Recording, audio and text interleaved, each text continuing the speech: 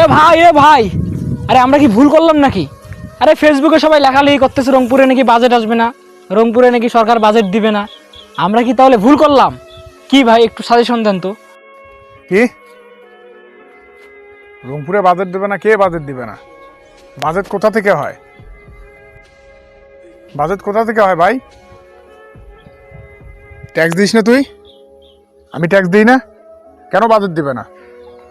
রংপুর কি স্বাধীন করছে এই বাজেট না দেওয়ার জন্য? শুধু কি এক শ্রেণীর এমপি থাকবে এই জন্য রংপুর স্বাধীন হয়েছে? এটাই কি স্বাধীনতার নমুনা? সর্বশ্রেণীর মানুষ ভোট করবে, পারলে আওয়ামী লীগেও আসবে যদি সে সৎ থাকে, কিন্তু বাজেট অবশ্যই আসবে। আর যদি বাজেট না দেয় তাহলে জাতির সঙ্গে বেইমানি করবে, আবু সাইদের সঙ্গে বেইমানি করা হবে।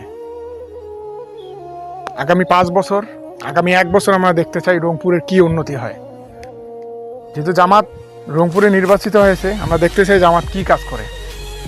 এই কাজের মাধ্যমে আমরা সিদ্ধান্ত নেব পরের বার সরকার আমরা কাকে বানাবো।